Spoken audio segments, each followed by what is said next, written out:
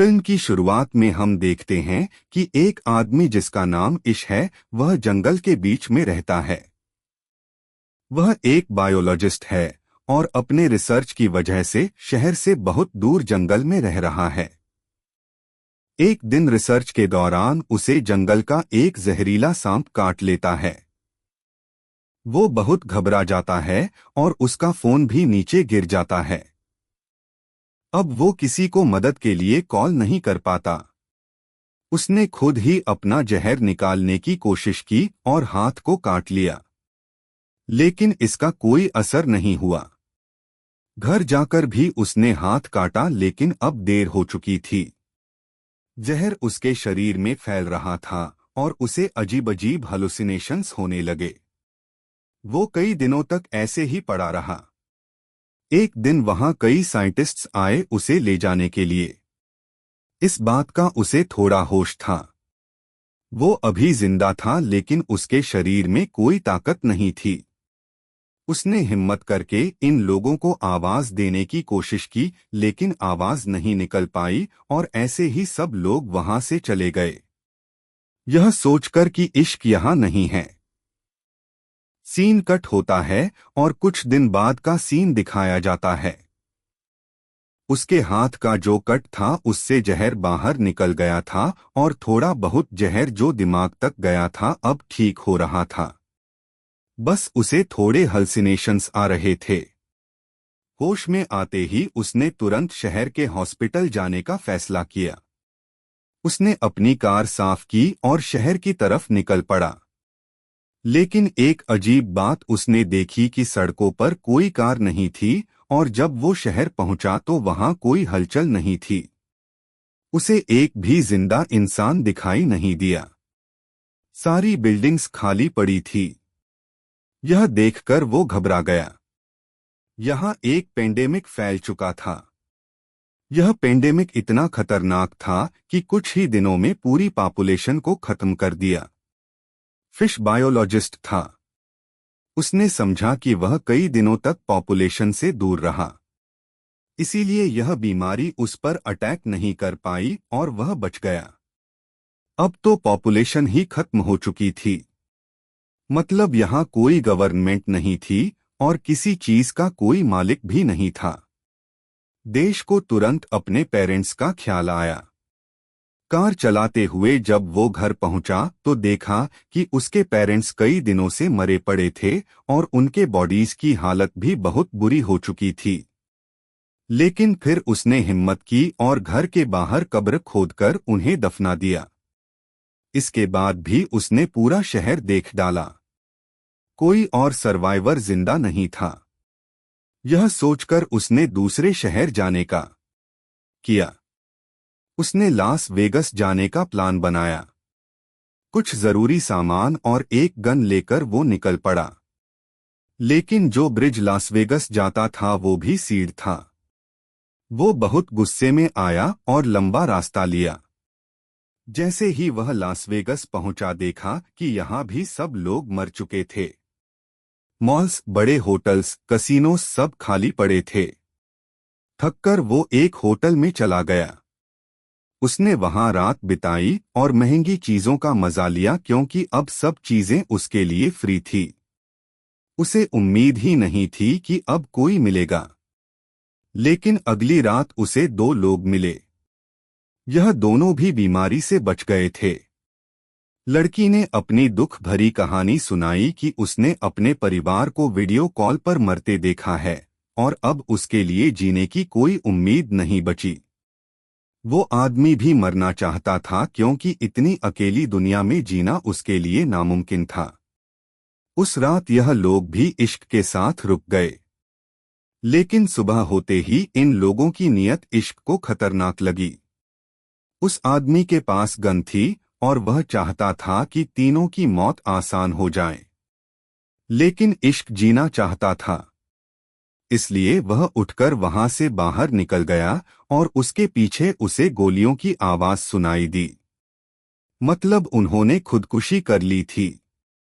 यह हादसा उसे और ज्यादा तोड़ गया। अब उसे साफ लग रहा था कि वो दुनिया में अकेला रह गया है। तेज कार चलाते हुए वह घर लौट आया। रास्ते में एक डॉग उसकी कार के सामने आ गया। वो डॉग भी बिल्कुल अकेला था जैसे इश ने उसे अपना बना लिया और उसे जीने की नई उम्मीद मिल गई। इश ने अपनी जिंदगी नए तरीके से शुरू की। सर्वाइवल बुक्स पढ़ने लगा। खाने पीने की कोई कमी नहीं थी। कमाने की अब जरूरत नहीं थी। हर दिन काम करता और टाउन में घूमता, इस उम्मीद में कि शायद कोई सर्वाइवर मिल जाए।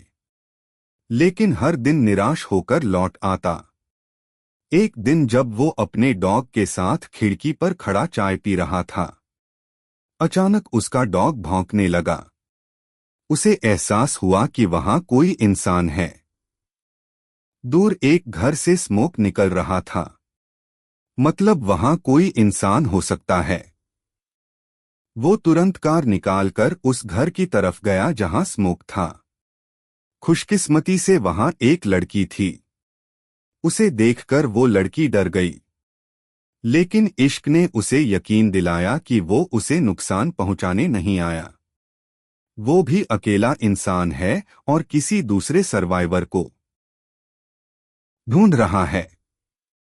यह सुनकर लड़की ने उसे अपने घर आने की इजाजत दी। लड़की का नाम एमा था। बातचीत से हमें पता चलता है कि पेंडेमिक को लगभग 1 साल हो चुका है।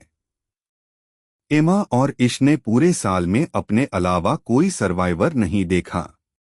उन्हें बहुत खुशी थी कि उन्हें कोई और सर्वाइवर मिल गया, वरना अकेले रहना बहुत मुश्किल था। वो डिप्रेशन में जा रहे थे क्योंकि इंसान का समाज में रहना जरूरी है। अकेले रहकर उनका मेंटल स्टेट बहुत बुरा हो रहा था।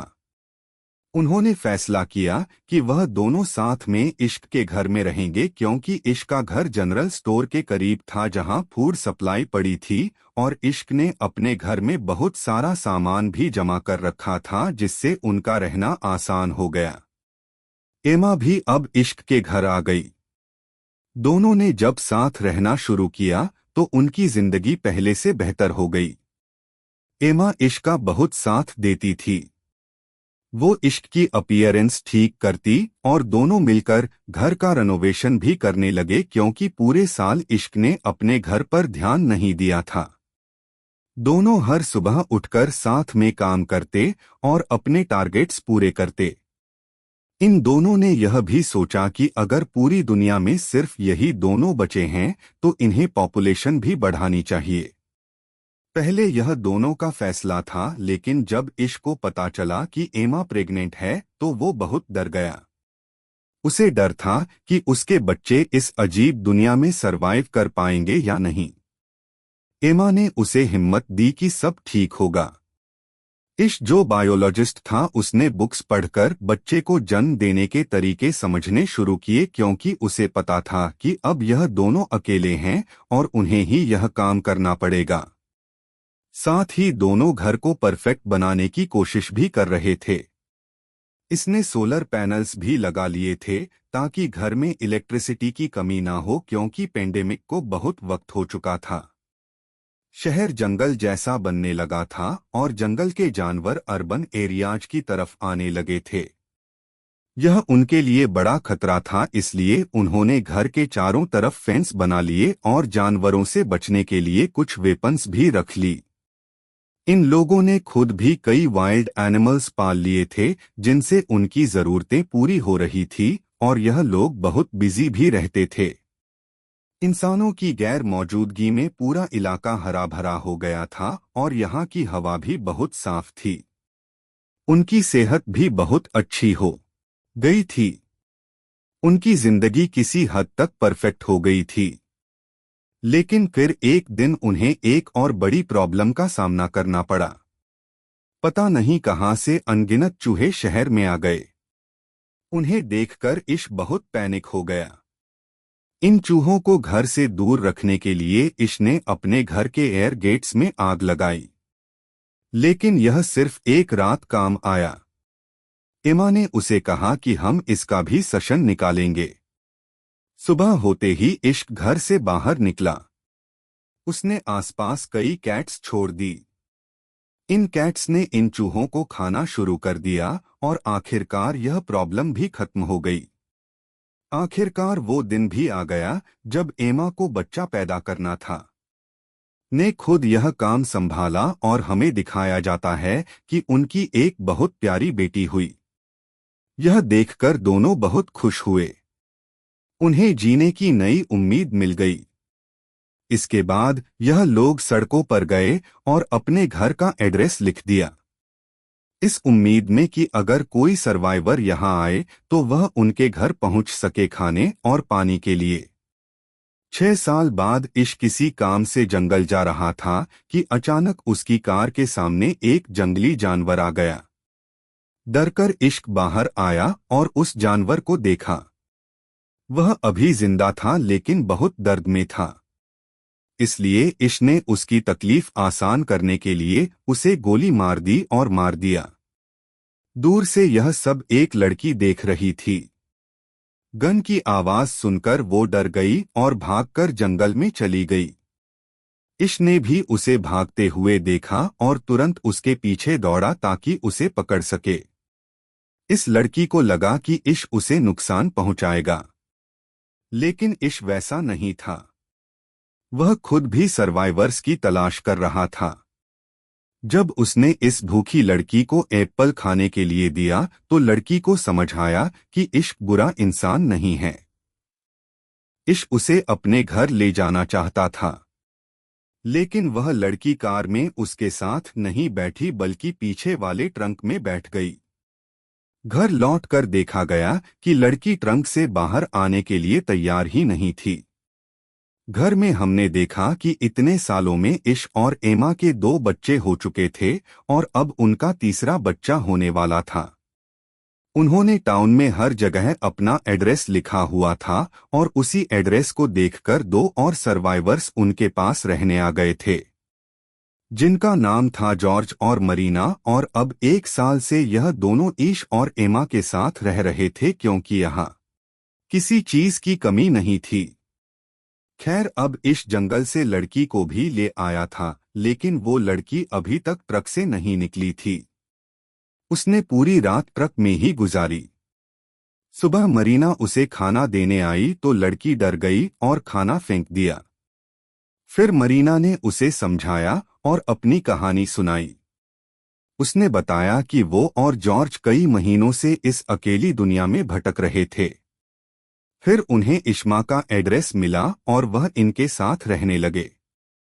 उसने यह भी कहा कि यह दोनों बहुत अच्छे लोग हैं और यहाँ किसी चीज की कमी नहीं है। उसकी बातें सुनकर लड़की थोड़ा शांत हुई और उनसे मिलने जुलने लगी। लेकिन अजीब यह था कि लड़की अब तक ज्यादा बोली ही नहीं थी और ना ही उसने अपना नाम बताया था। एक दिन मरीना ने उसका सामान देखा तो उसमें अजीब और गरीब ड्राइंग्स थी। साथ ही उसे एक लेटर मिला जिसमें उस बच्चे का नाम लिखा था। उस लेटर में लिखा था कि पेंडेमिक के दौरान उसके पिता ने उसका अब्यूज किया, जिसकी वजह से अब वह हर इंसान के सामने अपने आप को बेच देती है। यह लेटर उसकी मां ने लिखा था, जिसमें उसने लिखा था कि जब वो मर जाएगी तो जो भी इसे पाए वो इसका ख्याल रखें। यह जानकर सब लोग ईवी का और भी ज्यादा ख्याल रखने लगे। उसी रात एमा ने तीसरे बच्चे को जन्म दिया, जिससे सब लोग बहुत खुश हो गए। 1 साल ऐसे ही बीत गया। एक दिन उन्हें खबर मिली कि उनके इलाके में कोई आया है। सब डर गए। छोटे बच्चों को अंदर भेज दिया गया और सारे बड़े लोग गन्स लेकर बाहर निकले, यह देखने की कौन आया है। उन्हें पता चला कि यह सर्वाइवर्स का एक ग्रुप था जिसमें 4 लोग थे। यह लोग भी इश्क और एमा का एड्रेस देखकर आए थे। इनमें से एक डॉक्टर थी मौली। उसने बताया कि इतने सालों में उसे सिर्फ यह 4 जिंदा लोग मिले हैं और अब वह पहली बार इश्क के परिवार से मिल रही है। उनके चेहरे और बातें साफ दिखा रही थी कि वो किसी को नुकसान नहीं पहुंचाएंगे। इसलिए इश्क और एमा ने भी उन्हें अपने परिवार में शामिल कर लिया। वैसे भी यहाँ किसी चीज की कमी नहीं थी। अब सब मिलकर एक बड़ा सोसाइटी बना सकते। इश्क ने इन नए लोगों को सर्वाइवल के रूल्स समझाए कि हमेशा अपने वेपन साथ रखना है, क्योंकि अब यह दुनिया जंगल जैसी हो गई है। कभी भी जंगली जानवर सामने आ सकते हैं। जब भी सप्लाई लेने बाहर जाना हो तो हमेशा ग्रुप में जाना होगा, वरना कोई भी जंगली जानवर या और खतरा उन्हें नुकसान पहुंचा सकता है। यह सारे रूल्स बताने के बाद सब सप्लाई लेने बाहर गए। मॉली जो डॉक्टर थी वो मॉल और हॉस्पिटल से बहुत सारी चीजें लेकर आई जो उनकी कम्युनिटी के काम आ सकती थी और जिनसे सबका इलाज हो सकता था। साल ऐसे ही बीतते गए और हमें पता चलता है कि इस पूरे ग्रुप में अब बहुत सारे बच्चे हो गए थे। बाकी कपल्स के भी बच्चे हो गए थे। अब उनकी कम्युनिटी बढ़ रही थी। इश्क अपने बच्चों को पढ़ाता था और उन्हें बताता था कि पहले कम्युनिटीज कैसी होती थी, इंसान कैसे सरवाइव करता था। वो उन्हें सिखाता था ताकि आगे चलकर उन्हें कोई मुश्किल ना हो। उनकी जिंदगी सामान्य तरीके से चल रही थी। घर के चारों तरफ पूरा जंगल था और एक दिन उसी जंगल से एक बहुत बड़ा लायन उनके घर में घुस आया। शुक्र था कि सही समय पर इश्क की नजर उस पर पड़ गई। इश्क बच्चों को बचाने वहां पहुंचा, लेकिन लायन ने उस पर हमला कर दिया। इससे पहले कि बाकी लोग कुछ कर पाते लायन ने उसे बुरी तरह घायल कर दिया। यह देखकर सब घबरा गए। जब सब वहां पहुंचे तो लायन वहां से भाग गया। एमा ने इश्क की हालत देखकर गुस्से में गन उठाई और जंगल में जाकर उस लायन को मार डाला। वक्त रहते सब ने मिलकर मौली की मदद से इश्क की जान बचा ली और फिर उसका इलाज शुरू हुआ। कई हफ्तों के बाद इश्क पहले जैसा ठीक हो गया। अब 17 साल बीत चुके थे।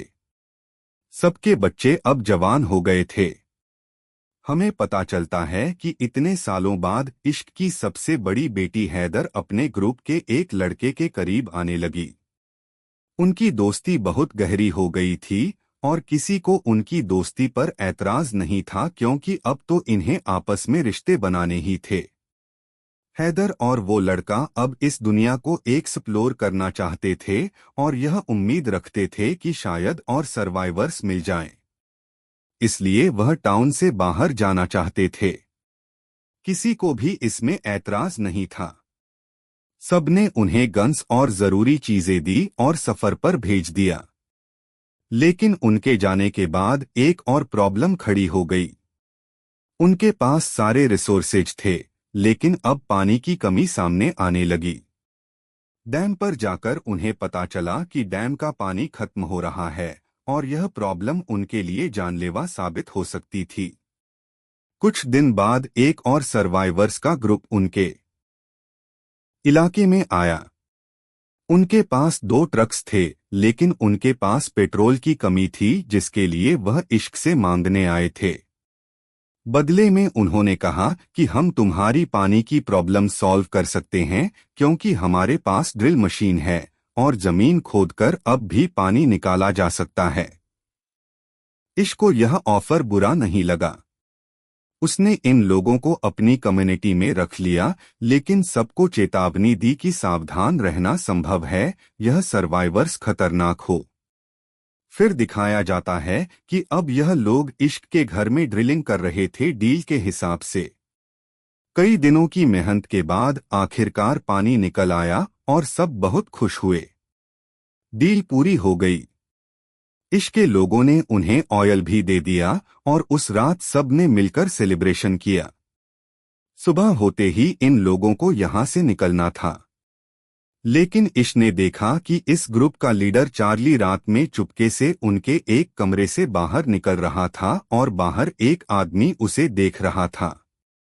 जब वह जाकर देखता है तो उसे पता चलता है कि उसने ईवी को टॉर्चर किया है। एश ने तुरंत अपनी पूरी कम्युनिटी को इसके बारे में बता दिया।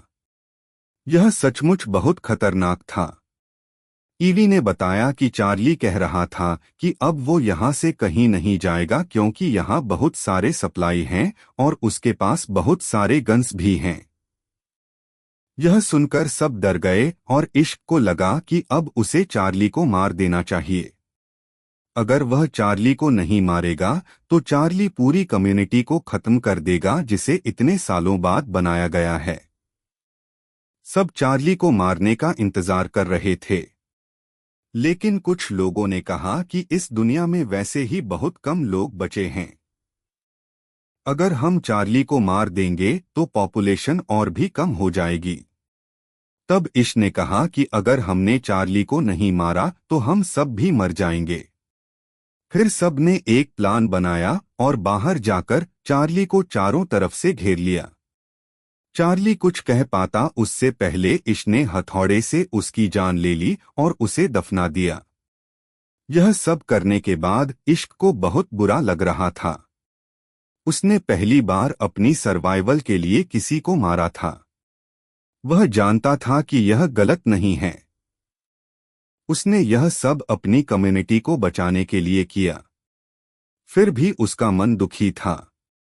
सुबह होते ही इश और सब ने चार्ली की ग्रुप को बताया कि उन्होंने उनके लीडर चार्ली को मार दिया है क्योंकि उसने उनकी कम्युनिटी की एक लड़की को टॉर्चर किया। कि चार्ली ने लीडर बनकर बहुत फायदा उठाया था। वह अपनी ग्रुप की लड़कियों को भी टॉर्चर करता था।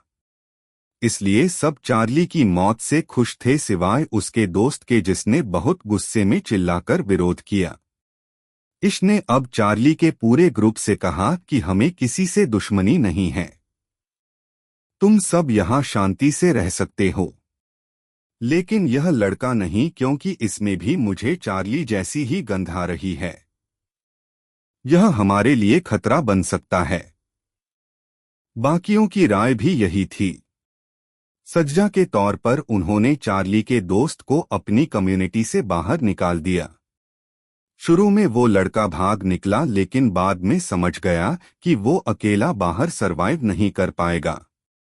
इसलिए वह वापस आया, लेकिन इश्क ने अपनी कम्युनिटी की सिक्योरिटी के लिए उसे वापस स्वीकार नहीं किया। यह दिखाया गया कि कम्युनिटी के सारे बच्चे पुराने रिसर्च से एक प्लेन बनाने की कोशिश कर रहे थे। उन्हें यकीन था कि कुछ ही दिनों में वो प्लेन तैयार कर लेंगे। लेकिन उससे पहले उनकी कम्युनिटी को एक और बड़ी समस्या का सामना करना पड़ा। कई लोग उसी वायरस से इन्फेक्ट हो गए जो 20 साल पहले फैला था। अब तक सारे सर्वाइवर्स इम्यून थे। मौली के पास बहुत सारी मेडिसिन्स थी जिनसे उसने सबका इलाज किया, लेकिन इश्क का बेटा बहुत बुरी तरह बीमार हो गया। उसकी हालत बहुत खराब थी जिससे पूरी कम्युनिटी टूट सी गई। इसी बीच इश्क की बड़ी बेटी हैदर अकेली घर वापस आई। वो रो रही थी। सबने उससे उसके पार्टनर के बारे में पूछा।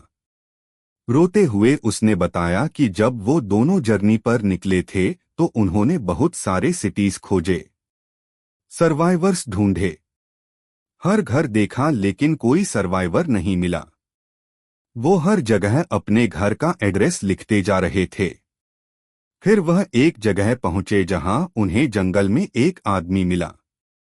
उस आदमी ने हैदर के पार्टनर को मार दिया। उसने कहा कि यह चार्ली का बदला है। यानी साफ था कि वह वही आदमी था जिसे इश्क ने अपनी कम्युनिटी से निकाला था। हैदर ने कहा, मैं अपनी जान बचाने के लिए क्या करती। मैंने भी उसे मार दिया और फिर जल्दी से अपने घर लौट आई। यह सुनकर सब बहुत दुखी हो गए। अभी वह इस गम से निकले भी नहीं थे कि इश्क का दूसरा बेटा भी मर गया। मामला यहीं नहीं रुका।